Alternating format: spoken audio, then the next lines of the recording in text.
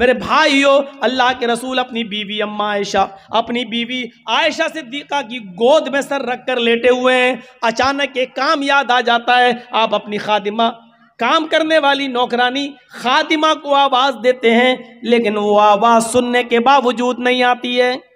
آپ نے 3 بار آواز دی لیکن وہ نہیں آتی ہے۔ اللہ کے نبی کہتے ہیں عائشہ دیکھو وہ کہاں چلی گئی۔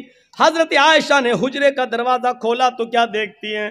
وہ تو باہر ہی بیٹھی ہوئی ہے خادمہ، اور چھوٹے سے بکری کے بچے کے ساتھ کھیل رہی ہے۔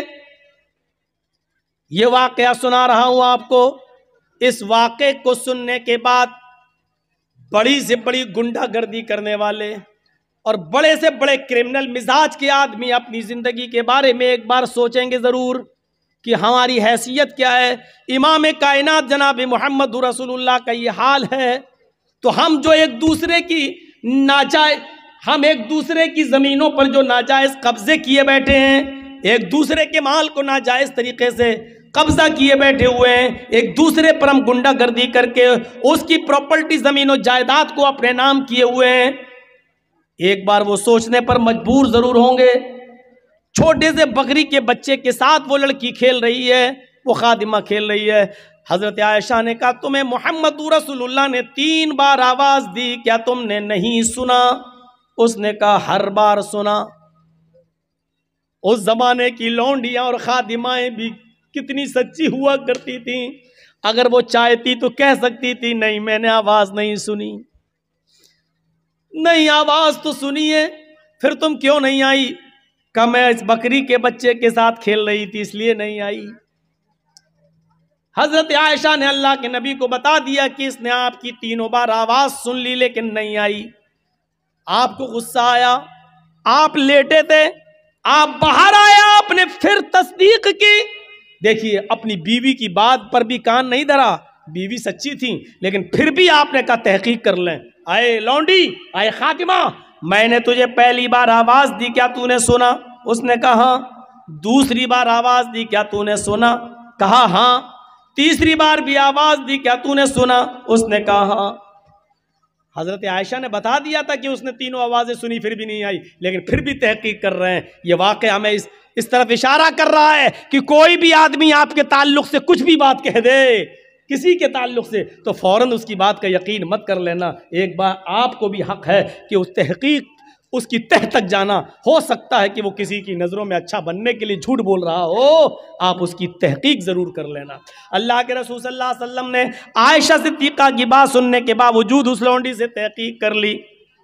اس کے بعد کہا پھر بھی تم نہیں آئی؟ سر نیچے کر لیا اس خادمہ نے، کیوں نہیں آئی؟ کوئی جواب نہیں تھا۔ کیا جواب ہے؟ کوئی جواب ہے؟ کوئی جواب نہیں تھا۔ اللہ کے رسول کو مزید غصہ آیا۔ بخاری شریف کی حدیث کے الفاظ تو یہ کہتے ہیں کہ آپ کی آنکھیں سرخ ہو گئیں غصے میں۔ ایک نہیں 3 بار آواز دی پھر بھی نہیں آئی۔ تو آپ کے کان میں جو مسواک لگی ہوئی تھی، مسواک رکھتے تھے، اذان کا ٹائم ہوا جلدی سے مسواک کی اور فوراً مسجد کے اندر داخل ہو گئے، تو وہ مسواک جو کان میں لگی ہوئی تھی آپ نے اس مسواک کو نکالا اور سنو لال بتھانی کے جوانوں، سنو صاحب گنج اس علاقے میں رہنے والوں، سنو برسوں سے گنڈا گردی کرتے ہوئے چلے آ رہے ہو، سنو برسوں سے اپنے من موافق زندگی گزار رہے ہو، سنو اللہ کے نبی صلی اللہ علیہ وسلم نے وہ مسواک ہاتھ میں لی اور اس لونڈی کی طرف تان لی، ایسے کر کے اس کی پیٹھ کی طرف لے گئے اور مارنا چاہا۔ ہاتھ اٹھایا، مسواک چھوٹی سی، کتنی لگتی اس سے، کتنی زور سے چوٹ لگ سکتی تھی؟ کچھ نہیں، مسواک اٹھا ایسے کیا، مارنا چاہا، ایسے کیا اور اس کی پیٹھ تک لے گئے لیکن مارا نہیں، وہی روک دیا، ایسے کیا بس، لیکن مارا نہیں۔ آنکھوں میں آنسو آ گئے اور یہیں سے واپس چلے اور اپنے حجرے میں آ گئے، کچھ نہیں کہا اس لونڈی سے۔ حضرت عائشہ صدیقہ کہتی ہیں اللہ کے رسول، آئے میرے شوہر، آئے میرے سرتاج، آپ نے تو مسواک نکال لی تھی، آپ اس کو سزا دینا چاہتے تھے، آپ اس کو مارنا چاہتے تھے، ایک مسواک ہی آپ مار رہے تھے، پھر کیا ہوا؟ اگر آپ اس کو ایسے ہی چھوڑیں گے تو سر پہ چڑھ جائے گی، پھر کیا بات؟ آپ اس کے مالک ہیں، وہ آپ کی خادمہ ہیں، کیا بات؟ آپ نے مسواک اس کی طرف تانی، پیٹ تک لے گئے لیکن مارا نہیں، بلکہ الٹا آپ ہی رونے لگے اور واپس چلے آئے۔ فرمایا عائشہ چھوڑ دیجئے یہ دو ویدوں کے منتر اور رامائن اور گیتا کی، قرآن و حدیث سنیے اور اپنی زندگی میں انقلاب پیدا کریے۔ کوئی ضروری نہیں ہے ویدوں کے منتر پڑھنے سے، شوق تو اچھا تو لگ سکتا ہے لیکن معاف کیجئے گا فائدہ کچھ نہیں ہوگا آپ کی زندگی میں، جو قرآن و حدیث سننے سے فائدہ ہوگا۔ اب بات ایسی چل رہی ہو اور وہاں لا کر ویدوں کے منتر گھسیڑ کر اپنی تقریر کو خراب نہیں کرنا چاہتے۔ سنیے عائشہ، مجھے غصہ آیا، میں نے مسواک لی اور میں نے مارنا چاہا، جیسی میں نے مسواک تان کر اس کی طرف اٹھائی اور مارنے کے لیے اس کی طرف بڑھایا، فوراً اللہ کے سامنے جواب دینے کا تصور میرے دماغ میں آ گیا۔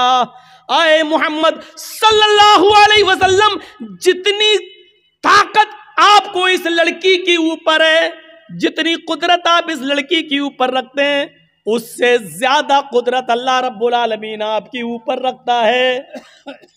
میں نے سوچا کہ اس کو ایک لکڑی مار دوں، ایک مسواک کی ہلکی سی چوٹ اس کو مار دوں، لیکن میرے دل میں یہ تصور آیا، آئے محمد تم اس کو جو مار رہے ہو ایک ہی مسواک صحیح، لیکن کہیں ایک مسواک کا مارنا کہیں اس کی غلطی سے زیادہ نہ ہو جائے، اس نے اگر اتنی بڑی غلطی نہ کی ہو اور آپ نے اس کو ایک مسواک مار دی، اس کی غلطی سے زیادہ اگر یہ سزا ہو گئی تو کل قیامت کے دن آپ اپنے رب کو کیا جواب دیں گے؟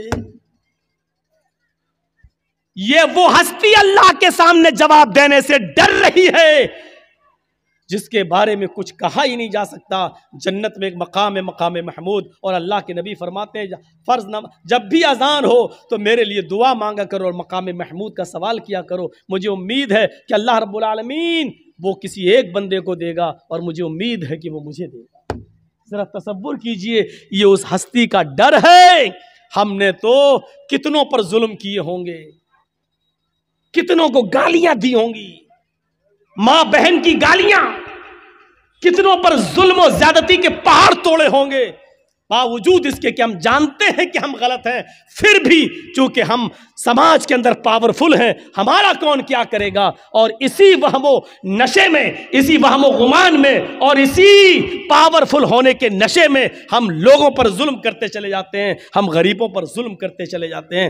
علامہ ذہبی نے کتاب الکبائر کے اندر ایک واقعہ نقل کیا ہے، سنو، علامہ ذہبی نے کتاب الکبائر کے اندر ایک واقعہ نقل کیا ہے کہ ایک غریب آدمی دریا کے کنارے بیٹھ جاتا تھا اور مچھلی کا شکار کرتا تھا، ایک دو مچھلی اس کو مل جایا کرتی تھی، وہ اس مچھلی کو بازار میں بیچ کر اپنے بیوی بچوں کا پیٹ پالا کرتا تھا، اگر مچھلی نہیں بکتی تھی تو وہ مچھلی خود اپنے گھر میں پکا کر اپنے بیوی بچوں کو کھلا دیا کرتا تھا۔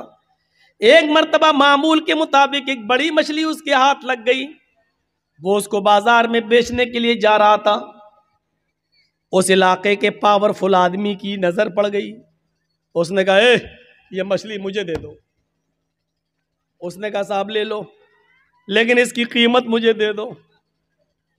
مجھ سے قیمت مانگ رہا ہے، جانتا نہیں ہے میں کون ہوں؟ یہیں سے ظلم کی بنیاد پڑتی ہے۔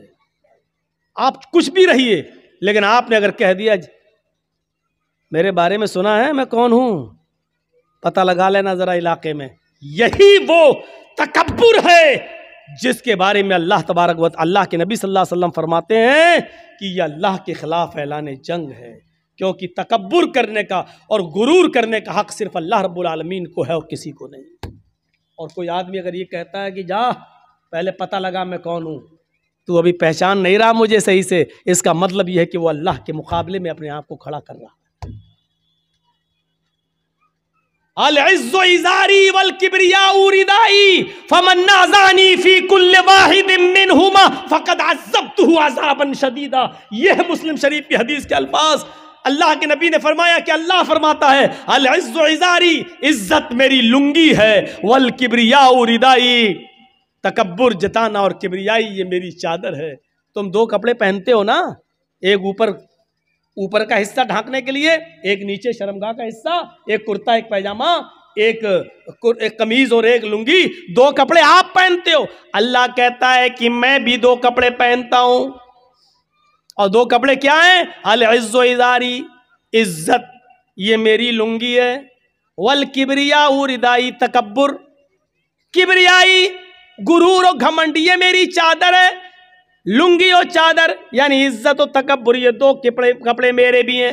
اگر کسی اور نے اپنے آپ کو عزیز بننے کی کوشش کی اور متکبر بننے کی کوشش کی, گھمنڈ و غرور جتانے کی کوشش کی, اپنے آپ کو بڑا بننے کی کوشش کی, فمن نازانی فی کل واحد منہما, ان دونوں میرے کپڑوں میں سے کوئی ایک کپڑا مجھ سے چھیننے کی کوشش کی, فقد عذبتہ عذابا شدیدا, ہم اس کو ایسا عذاب دیں گے جو اس کے دماغ نے سوچا نہیں ہوگا, اس کے ذہن نے, اس کے دماغ نے سوچا بھی نہیں ہوگا, اس کی آنکھوں نے دیکھا بھی نہیں ہوگا.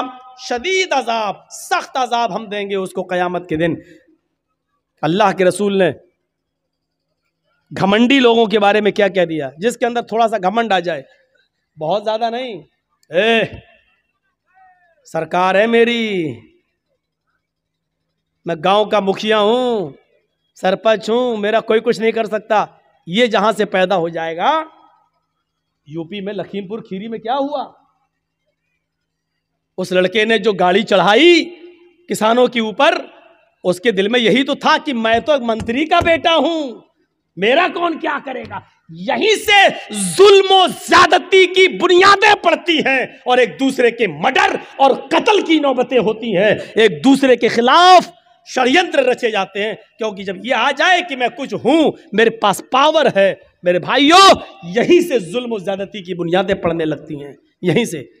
اللہ کے نبی نے بس یہ کہہ دیا کہ من کان فی قلبہ, بخاری شریف کی حدیث, من کان فی قلبہ مثقال ذرۃ من کبر لا يدخل الجنہ.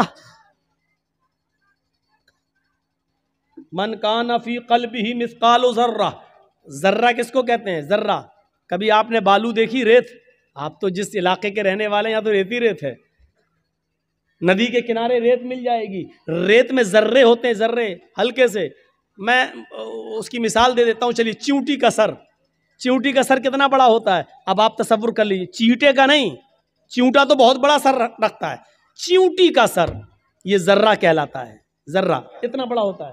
اللہ کے نبی نے فرمایا من کان فی قلبہ مثقال ذرۃ من کبر, چیونٹی کے سر کے برابر, سرسوں کے دانے کے برابر, رائی کے دانے کے برابر بھی اگر کسی انسان کے دل میں تکبر آ جائے, گھمنڈ آ جائے, لا يدخل الجنہ, ایسا آدمی جنت کے اندر داخل نہیں ہوگا.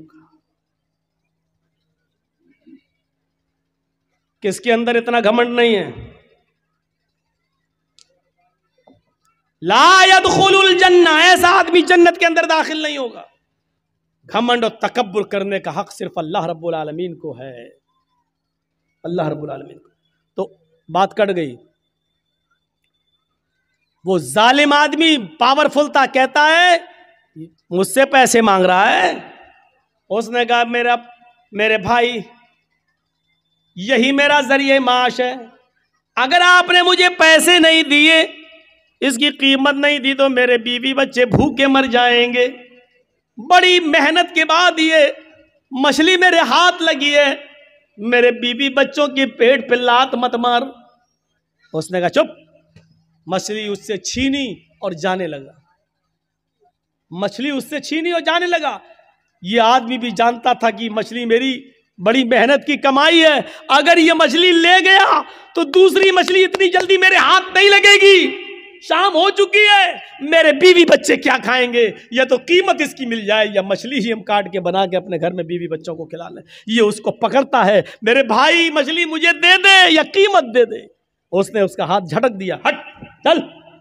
پھر آگے بڑھا, اس نے مچھلی پکڑ لی. میرے بھائی یا تو مچھلی دے دے یا اس کی قیمت. اس نے پھر جھٹکا, اس نے اس کا ہاتھ پکڑ لیا. اللہ کے بندے, ایک غریب آدمی کے اوپر رحم کر. اس نے ہاتھ پکڑا، یہ اس کا ہاتھ چھڑانے لگا، اس نے اس کے ہاتھ کو منہ میں رکھ لیا، مچھلی والے نے، غریب آدمی نے منہ میں رکھ لیا ایسے، اور اس کے انگوٹھے میں کاٹ لیا ایسے، ہلکا سا کاٹا، لیکن یہ طاقتور آدمی تھا جو چھین رہا تھا، اس نے ایک لات ماری اور چھین لی اور مچھلی لے کے چلا گیا۔ یہ آدمی اپنے گھر آیا، اپنے دوستوں کو بلایا، پارٹی کرتا ہے، مچھلی کاٹی جاتی ہے اور پارٹی کی جاتی ہے، یار دوستوں نے مل کر مچھلی کھائی۔ رات میں جب بستر پہ سونے کے لیے جاتا ہے، سنو اے لوگو، تم سے محبت کا ایک رشتہ رہا ہے لال بتھانی والو، غور سے سنو، رات میں جب بستر پہ سونے کے لیے جاتا ہے تو اس کے انگوٹھے میں درد شروع ہوتا ہے، اس نے کپڑا اپنا لپیٹا لیکن درد میں اضافہ ہوتا چلا گیا، پوری رات کروٹوں سے گزرتی گئی، اس کو نیند نہیں آئی، لیکن رات کی تاریکی میں جائے تو کہاں جائے، کبھی اپنی بیوی سے کہتا، کبھی خود اس کو انگوٹھے کو پکڑتا، درد سے کراتا پریشان ہو جاتا ہے، فجر کی نماز کا انتظار کرتا ہے، فجر کی اذان کی آواز دھیرے دھیرے رات کٹ جاتی ہے، فجر ہو جاتی ہے، مسجد کے اندر جاتا ہے، نماز پڑھتا ہے، جو حکیم طبیب مسجد میں نماز پڑھنے آتے ہیں یہ اس کے پاس جاتا ہے، انہوں نے اپنے گھر لے گئے اور لے جانے کے بعد اس کے انگوٹھے کو دیکھا، اس زمانے میں کچھ لیپ ایپ لگایا جاتا تھا، لیپ ایپ لگایا گیا، لیکن درد میں اضافہ ہی ہوتا گیا، 4-5 دن ایسے ہی گزر جاتے ہیں، درد میں کمی نہیں ہوتی، اس نے انگوٹھا پھر دوبارہ دکھایا، اپنے اس سے بھی بڑے طبیب کو دکھایا، اس نے کہا یہ انگوٹھا میں انفیکشن پھیل گیا ہے، زہر پھیل رہا ہے، یہ انگوٹھا تمہارا سڑ چکا ہے، اس انگوٹھے کو یہاں سے کاٹ دو، اگر تم نے اس انگوٹھے کو نہیں کٹایا تو یہ زہر تمہارے پورے ہاتھ میں پھیل جائے گا۔